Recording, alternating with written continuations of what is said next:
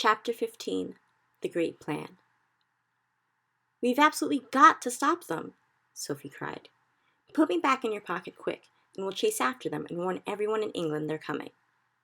"Redunculous and impossible," the BFG said.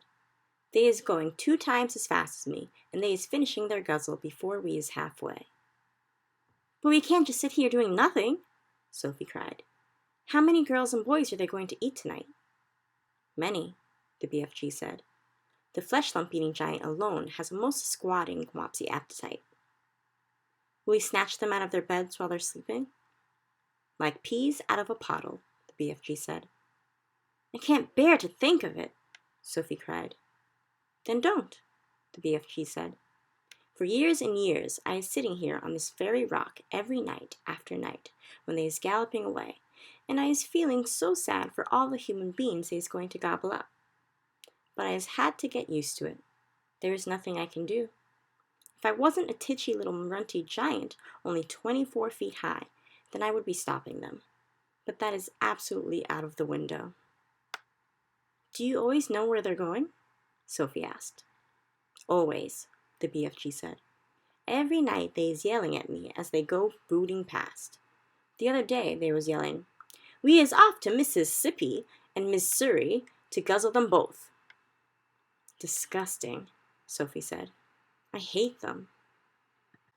She and the big friendly giant sat quietly side by side on the blue rock in the gathering dusk. Sophie had never felt so helpless in her life. After a while, she stood up and cried out, "I can't stand it! Just think of those poor girls and boys who are going to be eaten alive in a few hours' time. We can't just sit here and do nothing. We've got to go after those brutes."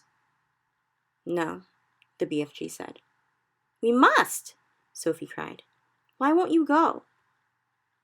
The BFG sighed and shook his head firmly.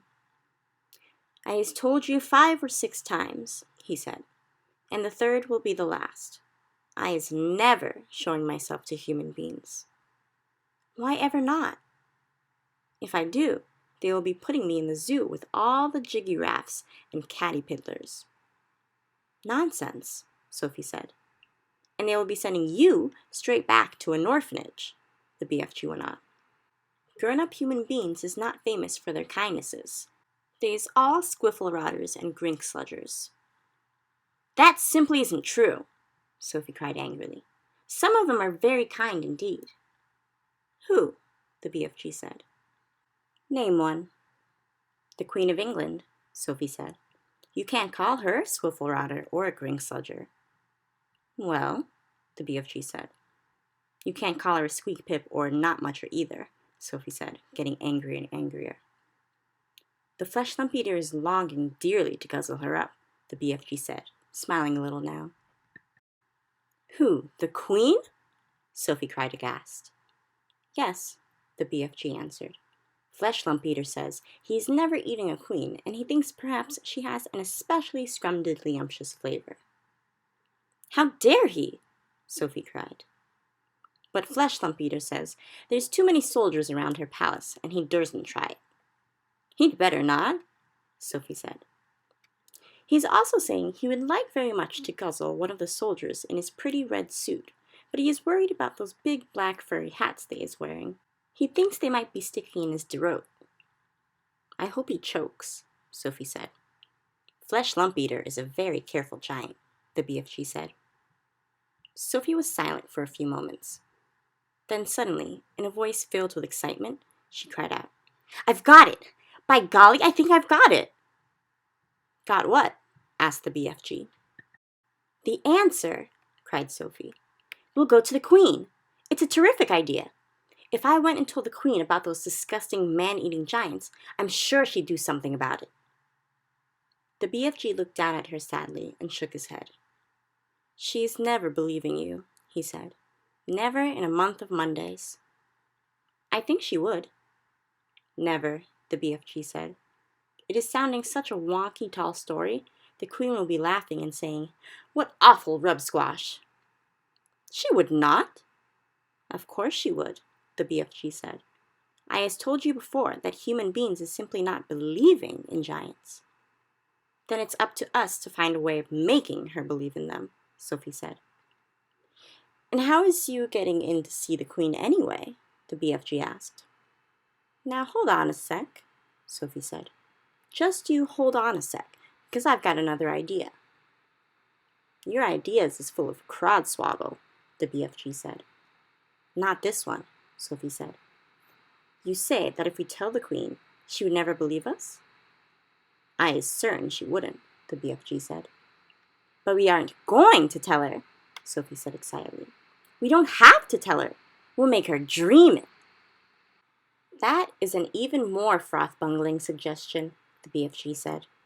Dreams is lots of fun, but nobody is believing in dreams either. You was only believing in a dream while you was actually dreaming it. But as soon as you was waking up, you was saying, oh, thank goodness, it was only a dream. Don't you worry about that part of it, Sophie said. I can fix that. Never can you fix it, the BFG said. I can. I swear I can. But first of all, let me ask you a very important question. Here it is. Can you make a person dream absolutely anything in the world? Anything you like, the BFG said proudly. If I said I wanted to dream that I was in a flying bathtub with silver wings, could you make me dream it? I could, the BFG said. But how? Sophie said. You obviously don't have exactly that dream in your collection. I do not, the BFG said, but I could soon be mixing it up. How could you mix it up? It is a little bit like mixing a cake, the BFG said. If you was putting the right amounts of all the different things into it, you was making the cake come out any way you want.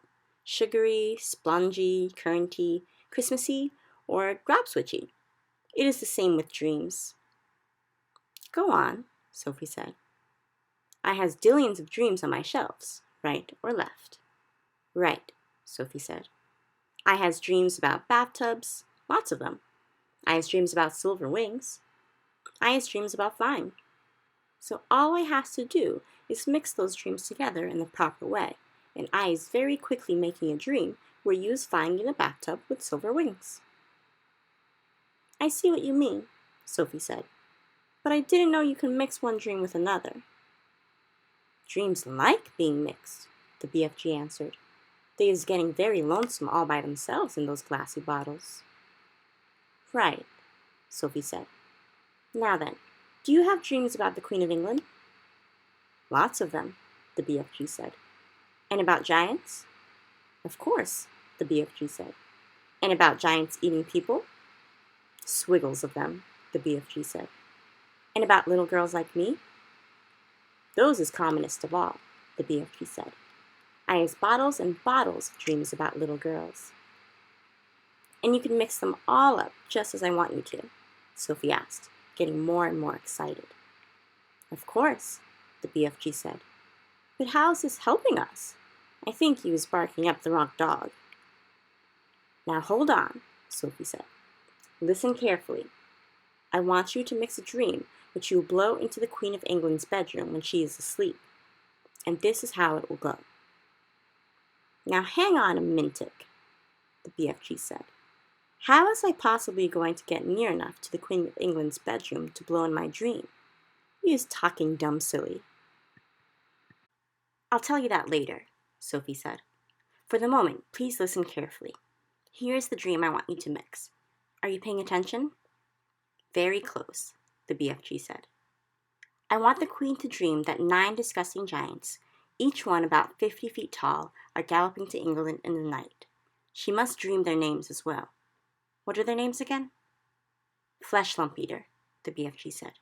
Man Hugger, Bone Cruncher, Child Chewer, Meat Dripper, Gizzard Gulper, Maid Masher, Blood Bottler, and the Butcher Boy. Let her dream all those names, Sophie said, and let her dream that they will be creeping into England in the depths of the witching hour and snatching little boys and girls from their beds. Let her dream that they will be reaching into the bedroom windows and pulling the little boys and girls out of their beds, and then... Sophie paused. Do they eat them on the spot, or do they carry them away first? She asked. They is usually just popping them straight into their mouths like popcorn, the BFG said. Put that in the dream, Sophie said. And then Then the dream must say that when their tummies are full, they will go galloping back to giant country where no one can find them. Is that all? The BFG said. Certainly not, Sophie said. You must then explain to the queen in her dream that there is a big friendly giant who can tell her where all those beasts are living, so that she can send her soldiers and her armies to capture them once and for all. And now, let her dream one last and very important thing. Let her dream that there is a little girl called Sophie sitting on her windowsill who will tell her where the big friendly giant is hiding. Where is he hiding? Asked the BFG. We'll come to that later, Sophie said. So the queen dreams her dream, right? Right, the BFG said. Then she wakes up, and the first thing she thinks is, oh, what a horrid dream. I'm so glad it was only a dream. And then she looks up from her pillow, and what does she see? What does she see? The BFG asked. She sees a little girl called Sophie sitting on her windowsill, right there in real life, before her very eyes. How is you going to be sitting on the queen's windowsill, may I beg? The BFG said. You are going to put me there, Sophie said. And that's the lovely part about it. If someone dreams that there's a little girl sitting on her windowsill, and then she wakes up and sees that the little girl really is sitting there, that is a dream come true, is it not? I is beginning to see where you is driving to, the BFG said. If the queen is knowing that part of her dream is true, then perhaps she is believing the rest of it is true as well. That's about it, Sophie said, but I shall have to convince her of that myself. You said you was wanting the dream to say there is a big friendly giant who is also going to talk to the queen? Absolutely, Sophie said. You must. You are the only one who can tell her where to find the other giants. How was I meeting the queen? Asked the BFG. I is not wanting to be shooted at by her soldiers. The soldiers are only in the front of the palace, Sophie said. At the back there is a huge garden, and there are no soldiers in there at all. There is a very high wall with spikes on it around the garden to stop people climbing in, but you could simply walk over that. How is you knowing all this about the Queen's palace? The BFG asked. Last year I was in a different orphanage, Sophie said. It was in London, and we used to go for walks all around there. Is you helping me to find this palace? The BFG asked. I has never dared to go hiding sneaking around London in my life. I'll show you the way, Sophie said confidently. I is frightened of London, the BFG said. Don't be, Sophie said. It's full of tiny dark streets, and there are very few people about in the witching hour. The BFG picked Sophie up between one finger and a thumb and placed her gently on the palm of the other hand. Is the Queen's palace very big?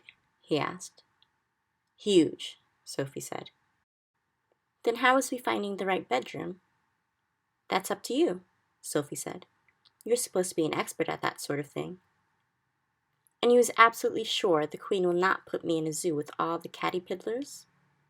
Of course she won't, Sophie said. You'll be a hero, and you'll never have to eat snozcumbers again. Sophie saw the BFG's eyes widen. He licked his lips. You mean it? He said. You really mean it? No more disgustive snozcumbers? You couldn't get one if you wanted to, Sophie said. Humans don't grow them. That did it. The BFG got to his feet. When is you wanted me to mix this special dream? He asked. Now, Sophie said. At once. When is we going to see the Queen? He said. Tonight, Sophie said. As soon as you've mixed the dream. Tonight? The BFG cried. Why such a flesh-bunking flurry? If we can't save tonight's children, we can always save tomorrow's, Sophie said. What is more, I'm getting famished. I haven't had a thing to eat for 24 hours. Then we had better get crackling, the BFG said, moving back towards the cave. Sophie kissed him on the tip of his thumb. I knew you'd do it, she said. Come on, let's hurry.